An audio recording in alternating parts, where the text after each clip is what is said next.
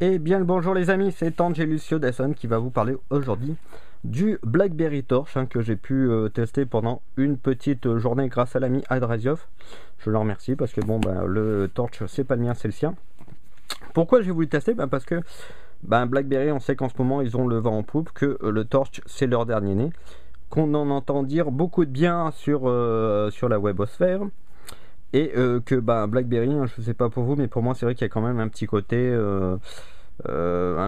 ça a la classe. On sent tout de suite, quand on pense BlackBerry, on voit tout de suite le cadre supérieur ou le PDG qui a ça dans la poche, c'est classe. Même au niveau des matériaux, faut dire qu'il est sympa.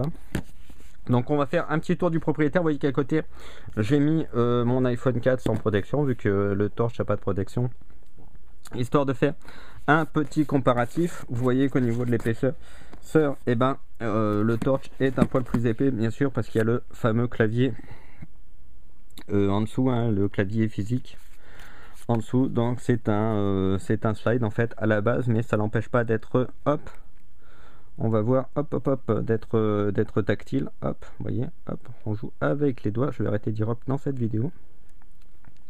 Donc tactile multipoint à l'image de l'iPad, oui mais non, en fait on en parlera un peu plus après. Donc vous voyez qu'au niveau de la taille, par contre, l'iPhone il est plus grand, un poil plus grand, plus épais, on l'a dit. Au niveau de la largeur, c'est à peu près kiff. Au niveau du poids, l'iPhone est un poil plus léger, même s'il paraît plus petit et plus mince, il est quand même assez dense, donc ça se voit à peu près. Le BlackBerry est un poil plus grand. Voilà, alors maintenant on va poser l'iPhone, on va se concentrer sur BlackBerry. Vous voyez qu'il y a la petite diode qui clignote vert quand il est allumé, quand tout va bien, qui clignote rouge pour nous dire des fois vous avez un petit message. Sur le haut il y a le bouton, alors je ne sais pas si vous le voyez avec l'éclairage que j'ai, on voit un petit cadenas, voilà, petit cadenas verrouillage. Là, un petit cadenas, un petit bouton où on peut appuyer avec. J'essaye de vous le montrer. Bon, on va laisser tomber un espèce de haut-parleur barré pour le mute.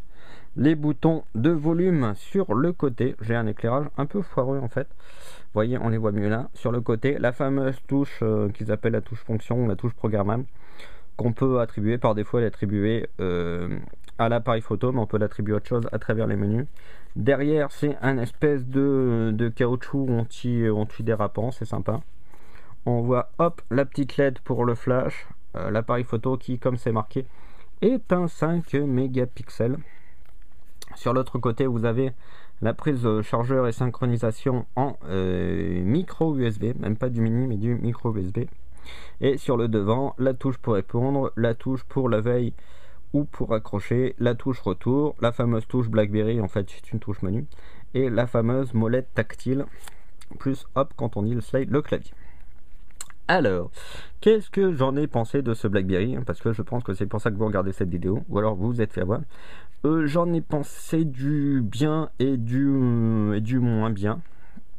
Alors bien sûr, je vais me servir de comparaison de mon iPhone 4. Faut dire que je pense que dans cette vidéo, je vais avoir de gros préjugés parce que vous savez que, enfin vous le savez pas, si vous le savez pas, vous allez apprendre. Je suis sur iPhone depuis l'iPhone V1. J'ai eu l'iPhone V1, l'iPhone 3G et l'iPhone 4. Donc depuis en gros 2 ans et demi, j'ai mes grosses habitudes sur l'iOS. Donc il y a des trucs qui ont pu me dérouter sur le BlackBerry. Je pense que mes arguments tiendront pas face à des pro BlackBerry ou des BlackBerryistes purs. Mais bon, c'est une question d'habitude, je pense.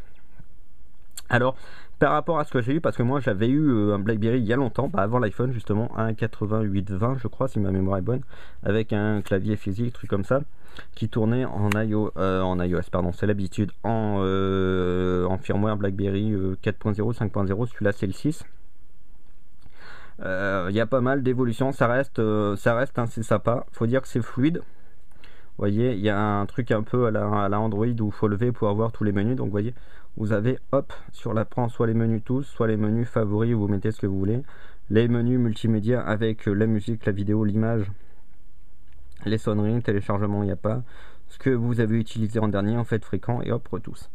Alors ce qu'il y a de bien, c'est la fameuse fameuse messagerie BlackBerry, c'est-à-dire on a le push une fois qu'on l'a activé après le service BIS, c'est-à-dire BlackBerry Internet Service, je crois, si c'est la bonne signification sur le BlackBerry, et ben on a toutes nos messageries en push. Donc vous voyez, il y a celle de Hydrasio, mais j'ai réussi à rajouter les miennes. Alors le plus, c'est que j'ai pu rajouter mon compte MobileMe, hein, en rentrant les coordonnées qui vont bien. J'ai pu mettre mon compte MobileMe. Donc vous voyez. Alors petit inconvénient tout de suite, c'est que bon, le clavier, on s'y fait à la langue au début. Bon, je pensais que j'avais des gros doigts, je tapais un peu n'importe quoi. Je lui préférais sûrement par rapport à l'iPhone le clavier physique qui peut, par exemple, hop, je vais aller sur le mail et essayer de taper un nouveau mail. Hop, mail. Vous voyez, il y a le clavier numérique en fait sur l'écran, le clavier virtuel. Hop, AZERTY, voilà, hop. Bon, je fais un peu des fautes, mais ça va. Qui s'affiche. Je lui préférais l'AZERTY, mais c'est vrai qu'avec un peu, je dirais pas un peu d'entraînement, mais un peu de pratique, et quand on a un peu moins peur, on arrive à servir du clavier. Donc je pense qu'à la longue j'y arriverai, même si je le trouve un peu moins pratique que le clavier du BlackBerry. Donc ça reste sympa, ignoré. Ce qui est bizarre, c'est que comme il est à la fois avec un clavier et à la fois avec un truc tactile, et ben on est un peu perdu. Alors moi j'avoue que pendant cette journée j'ai un peu jonglé avec les choses. Des fois j'appuyais sur l'écran, enfin j'appuyais surtout là pour avoir les menus, mais c'est vrai que la plupart du temps, comme l'espèce de trackpad optique qui remplace la bille là qui avait fait je dirais les joies de BlackBerry depuis le Pearl, et ben ça marche assez bien, c'est super actif, ça on peut le reconnaître, c'est super actif comme iOS. C'est pas, par contre, alors le gros point faible, c'est que c'est pas du tout intuitif. Alors encore une fois, c'est que je suis habitué à l'iOS, c'est qu'il y a des trucs pour les configurer. J'ai galéré. Le Wi-Fi, ça va. Le calendrier, c'est simple. Alors le calendrier, point négatif, deux points négatifs, c'est que j'ai pas réussi à rajouter mes calendriers MobileMe. J'ai pu attribuer des calendriers que ceux qui sont en rapport avec les adresses mail, c'est-à-dire mon calendrier Gmail, Pod Radio et les choses comme ça, mais mon calendrier MobileMe, j'ai pas réussi à les mettre. Et surtout, même si on a des couleurs différentes en fonction des... alors je vais essayer de vous trouver ça. En fonction des calendriers, vous voyez qu'on a plusieurs calendriers avec plusieurs couleurs. Mais quand on va, hop, quand on va dans la touche, quand on voit la vue par mois, qui moi j'affectionne particulièrement parce qu'on voit ce qu'on a dans le mois, et ben vous voyez que tout est en gris en fonction si ça dure la journée, juste à un moment de la journée, et on a du gris partout, on n'a pas les couleurs de à quel agenda ça correspond.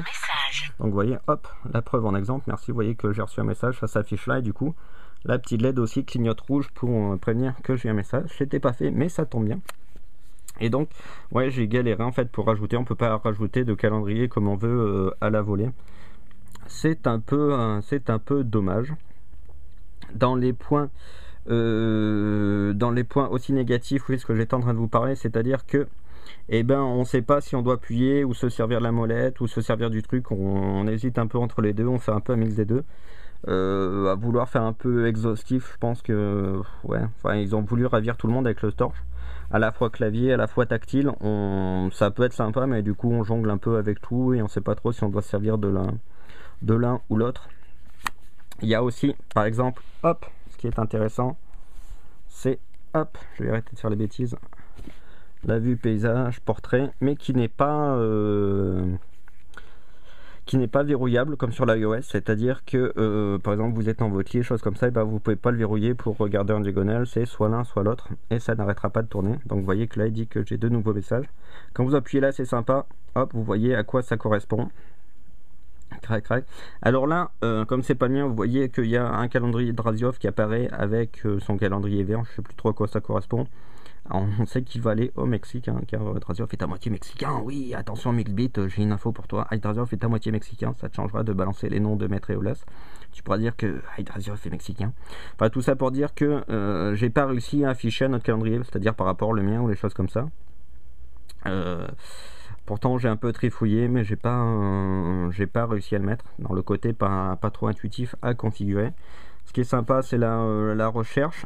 Ce qui est aussi sympathique, c'est que on a un carnet d'adresses qui est assez bien fichu, où il y a un peu tout ce qu'il faut. Encore une fois, la fluidité de l'OS. Le calendrier est sympa, sauf en vue moi, parce que c'est tout de la même couleur, mais bon, sinon on a vraiment tout ce qu'on veut. Vous voyez que là, hop, on a du rouge, on a du vert, on retrouve les couleurs des différents calendriers auxquels c'est attribué. On a quoi aussi de sympathique? Eh bien, on a dans hop, menu application, vous voyez, on a du mal à s'en souvenir, c'est un peu la merde. C'est que hop, on a Google Sync, c'est-à-dire que si vous avez un compte, si vous travaillez sur un seul compte Google, vous avez votre calendrier, votre carnet d'adresse, votre mail, là, ça se configurera tout seul. C'est nickel, c'est formidable. On a la petite suite logicielle Sheet2Go pour Slideshow2Go pour les PowerPoint, les Excel, et Word2Go pour les Word. Ça reste sympathique. Mais ce que je voulais aussi vous montrer, c'est qu'on a c'est en fait, ah oui non, messagerie instantanée à côté. Vous voyez qu'on a un peu du mal à s'y retrouver. C'est mes flux en fait, qui est un truc qui centralise un peu tous vos flux, c'est-à-dire à la fois, hop, là j'ai configuré mon Facebook, mon Twitter, et on a tout regroupé au même endroit. Alors il y en a qui aiment, il y en a qui n'aiment pas. De toute façon, on peut séparer si on veut, ou on peut tout regrouper sur ce côté qui est mes flux sociaux. Ça c'est assez sympa. On a aussi le fameux BlackBerry Messenger pour discuter gratos de BlackBerry et BlackBerry, c'est un peu les SMS spécial BlackBerry. C'est assez sympa. Le navigateur qui est mieux que ce qu'il y avait avant. Hop, on a un autre message. Alors l'avantage aussi, c'est qu'on peut configurer les sonneries pour les messages, les SMS, les trucs comme ça. Ce qui n'est pas possible sur l'iPhone, vu que pour les SMS, on est obligé de se contenter des 4 sonneries qu'on a. Alors là, j'essaye d'appuyer sur le navigateur, bien sûr, hein, ça ne veut pas. C'est ce qu'on appelle le fameux effet Bonaldi. Hop, ah, bah tiens, je suis sur mon blog. Magnifique, j'ai pas voulu. Ah oui, parce que j'ai fait navigateur, c'est la dernière page ouverte. Donc vous voyez que le navigateur, il est sympa. Là, je l'ai envoyé, mais par défaut, il nous affiche les versions mobiles. C'est que j'ai désactivé sur mon blog, mais par défaut, ça affiche, hop, les versions mobiles. Et ça reste sympa, mais ça reste, je trouve, un poil plus saccadé que Safari, par exemple, sur iPhone ou les trucs comme ça. Mais ça reste quand même mieux que ce que nous proposait BlackBerry avant, qui était une sorte de ce qu'on retrouve maintenant sur Google Mobilizer ou Instapaper, les choses comme ça, qui était un peu une version limite textée, ou en tout cas RTF des sites. Donc ça reste quand même mieux. Là, finalement, la molette est un peu... je me suis surpris à l'usage à utiliser finalement plus la molette que le côté tactile, parce qu'elle est super rapide, super efficace. Donc au final, je dirais sûrement pour les BlackBerrystes un truc super complet. C'est puissant, c'est rapide, ça fait bien son taf. Les reproches que je lui donne, c'est que c'est pas intuitif quoi quand même. Il y a du mieux, mais c'est pas intuitif. On s'y perd dans les menus. Il y a des trucs on sait pas tellement où il faut aller pour les configurer ou pour y accéder. Il y a des choses qu'on aimerait configurer parce qu'on se dit que ça reste quand même assez configurable, mais finalement on se surprend, comme les calendriers par exemple, à pas pouvoir le faire. Sinon niveau BlackBerry, c'est quand même plus grand public, plus multimédia que ce qu'ils ont. Le multipoint est pas mal, même s'il n'est pas à la hauteur de celui d'Apple, parce que j'ai l'impression que par exemple sur certains jeux, il y en a un espèce de jeu qui est dedans où il faut sélectionner des lettres, un espèce de boggles en fait un peu amélioré, mais j'avais l'impression que le multitouch était un peu moins précis. Mais bon, niveau messagerie, il reste sympa. Niveau calendrier, niveau PIM, je pense qu'il y a un peu mieux à faire. Ça manque d'intuitivité, sinon ça reste super réactif. L'autonomie me semble bien mieux que ce qu'il y a sur l'iOS, l'iPhone. Moi, je le recharge une fois par jour, en tout cas une fois tous les 2 jours. Là, ça baisse un peu moins. J'ai pas rechargé depuis qu'on me l'a donné. Je m'en suis pas mal servi et je suis encore à 60% de batterie. L'indication de message est sympa. Une fois qu'on a configuré le compte BlackBerry, on peut rajouter n'importe quelle adresse, ça nous la met en push directement. Les menus, là, tous fréquents et tout, c'est assez sympa, même si je trouve que c'est moins intuitif à la langue que l'iOS. Pardon. Donc en fait c'est un gros pas en avant. Le clavier un peu petit, il faut s'y faire, mais bon. Donc je dirais pour un BlackBerry ça reste mieux. Mais si on me demandait de choisir entre ce BlackBerry là et mon petit iPhone 4 qui est là, je pense que je dirais non. Un iPhone 3G, j'aurais réfléchi à 2 fois quand même. Mais bon, pour ma part, hein, bon, vous savez que je suis un peu Apple addict et encore une fois j'ai mes habitudes, mais entre un iPhone 4 et un BlackBerry Storm, même si ça reste un bon téléphone, et ben je garde mon téléphone. Ce que j'ai oublié de vous dire, c'est qu'on peut bien sûr booster la mémoire, ce qu'on peut pas faire sur un iPhone, mais booster la mémoire avec une micro SIM dedans. Voilà, alors j'ai sûrement pas tout dit, puis j'ai sûrement pas tout pu essayer vu que je l'ai eu qu'une grosse journée.